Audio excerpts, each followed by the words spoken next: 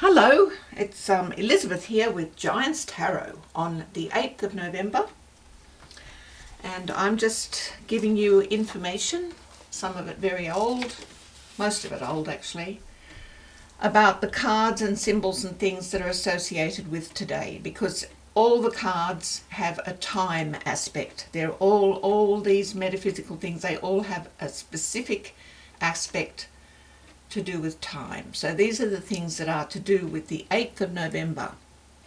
I know you're just dying to hear, so we'll jump straight in. Okay, so Scorpio is with us now until the November the 22nd, and the card that is the emblem for Scorpio, of course, is the Death card. But I don't have anything about death for you today. I'll rat around and get something for you for tomorrow, but I do have something for Scorpio. Scorpio has three emblems: the eagle, the scorpion, and the snake.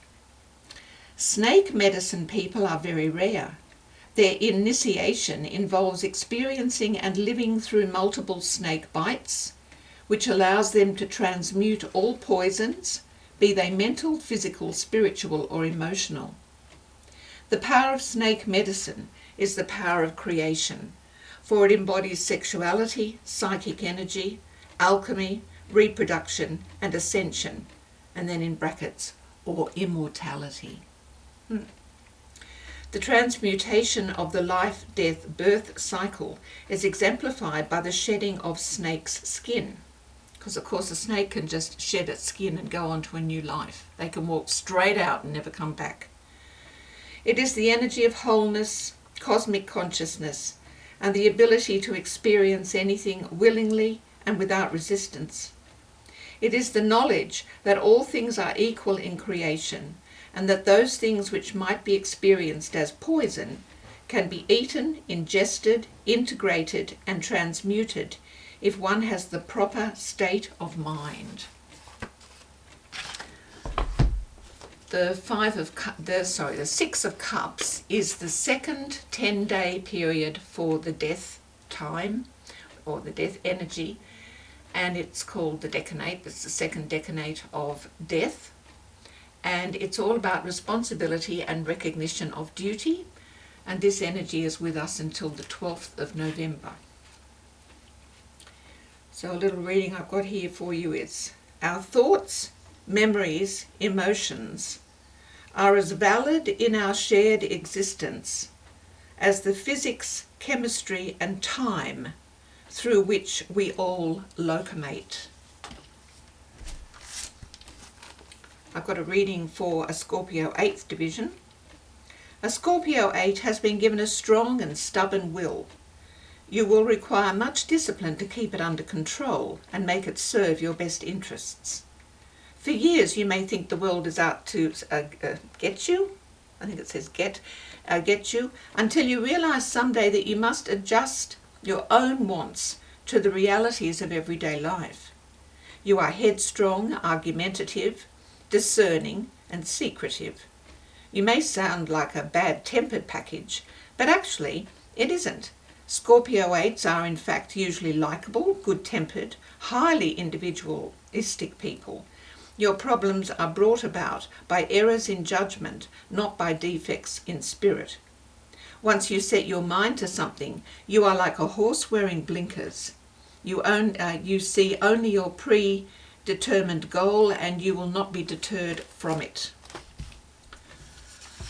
Some cartomancy. The birth emblem for the 8th of November is the Queen of Clubs. In metaphysics, the role of gender as a descriptive element is spiritual, not strictly biological. Well, in cartomancy it is anyway. It is so important that this concept is acknowledged. For the feminine aspect is receptive, not aggressive.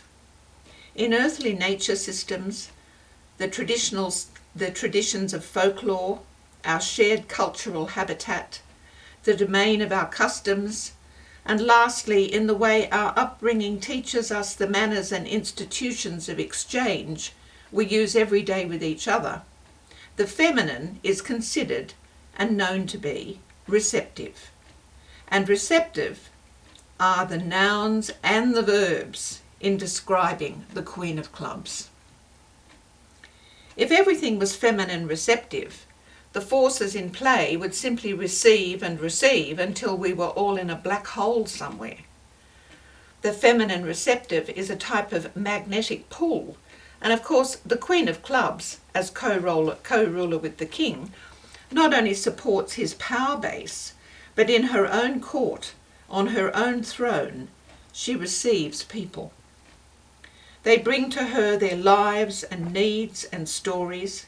She receives them all. She is gracious and understanding. She is capable and resourceful, just as a club's player should be. She is generous and giving. She is beloved and beautiful. She can get things done. She will not tolerate disobedience, and to this end she will employ secrecy if necessary. Make no mistake, the Queen of Clubs, in her kingdom of knowledge and intuition, is powerful. Looking to heaven for guidance or understanding, the Three of Hearts is seen. A people card, for happy and for sad. That's good. The Queen of Clubs needs as much information about personalities and their happiness and sadness as can come to her. Her own soul carries much heartache. Knowing a bit more won't hurt too much. She takes the Three of Hearts in her stride. She takes everything in her stride.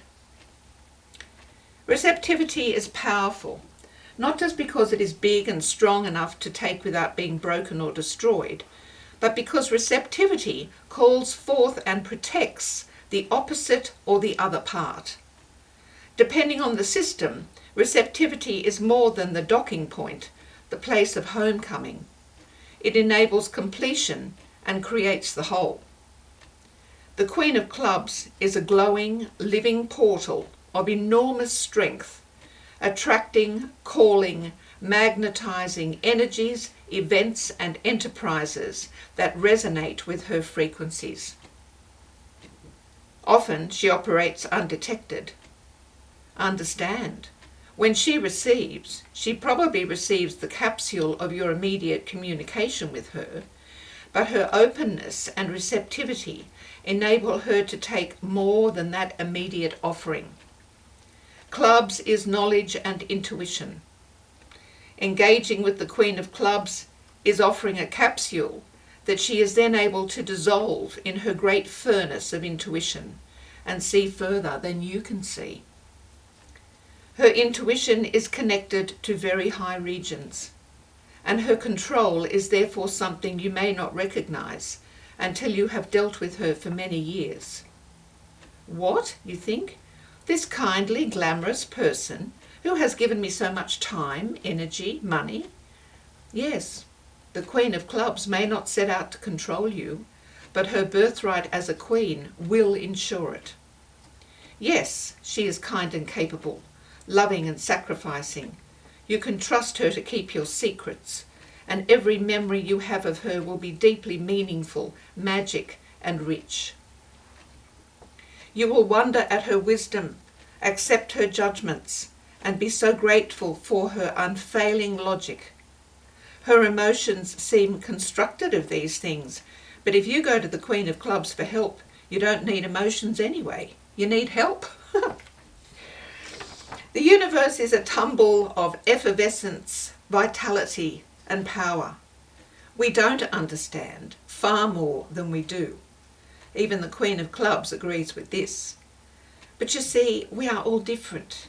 Every one of us truly is a brand new snowflake in God's winter. And each ice molecule becomes a brand new and absolutely original water molecule when it melts in God's spring. Why on earth we have the Queen of Clubs is a question no one can answer. But something very high, something that wins, something that can see far away and can group together and save and keep for the future. Something has given us the Queen of Clubs. She is so elevated in her abilities. We must be grateful and humble. Truly, where will we be without the Queen of Clubs? It's a sort of glory that doesn't come every day, but it's here today. Some numerology. 8. Executive ability or finance. Learn to be an organiser, for you have latent executive ability and could manage large organisations. You are meant to be a leader, either in your own business or in the public. The number of abundance and material prosperity, the angels are sending you guidance on how you can attract that abundance while achieving your deeper spiritual purpose. An 8 should never rely on luck. Justice should be the keynote. May seem restricted, but discipline will even things out. If you live by the golden rule, you can earn a place of authority. 1 foot at a time is the watchword and leads to expansion and final manifestation. An efficiency expert. From the perspective of the angels, the biggest gains we can make are in the area of our spiritual lives. The number 8 itself is a spiritual number between 7 and 9. Boom, boom. Okay, Grenville Kleiser says, acknowledge God is all your ways. Acknowledge God in all your ways. November 8. Your sufficiency is in God. Nowhere else is it possible for you to find complete satisfaction and contentment. You are transformed by the renewing of your mind and being filled with the fruits of righteousness. Thus does God work in you, both to will and to do his good pleasure. You are not sufficient of yourself, for alone you could do nothing. You are wholly dependent upon the Divine Father. Trust, therefore, implicitly in him, and lean not on your own understanding. In all your ways, in every thought, aspiration, and enterprise, seek and acknowledge him, and he will direct you in the paths of truth, love, and righteousness. God is all, and as his divine creation, you are privileged to participate in his bounty. The Theosophical Society for the 8th of November says, remember, I've got to get I need this thing. Remember, too anxious expectation is not only tedious but dangerous too. Each warmer and quicker throb of the heart wears so much of life away. The passions, the affections, are not to be indulged in him, by him who seeks to know, for they wear out the earthly body, and with their own secret power, and he who would gain his aim must be cold.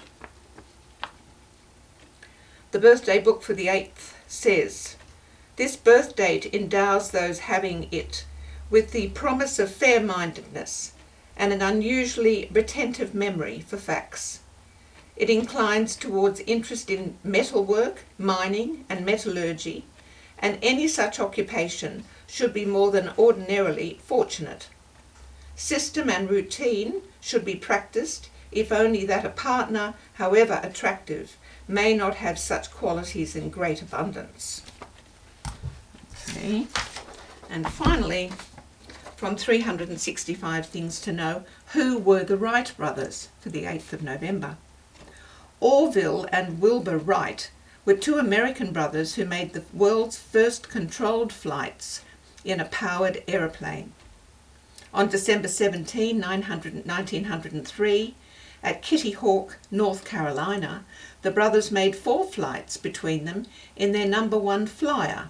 Orville, 1871 to 1948, made his first flight at a height of between 8 and 12 feet and an airspeed of 30 to 35 miles per hour. It lasted just 12 seconds. The best flight was made by Wilbur, 1867 to 1912, who stayed in the air for 59 seconds at a speed of just over 30 miles per hour. The brothers went on to build better aircraft. On October the 4th, 1905, Their number 3 flyer stayed in the air for a full 38 minutes, covering 24 miles. Other pioneers followed their lead, and within a few years the air age was well underway. Well, we're well into the space age by now, folks. The colours for today are pinks. There you go. Have a lovely day. I hope you've got some good ideas here. Be the giant you want to see. Love yous. Bye.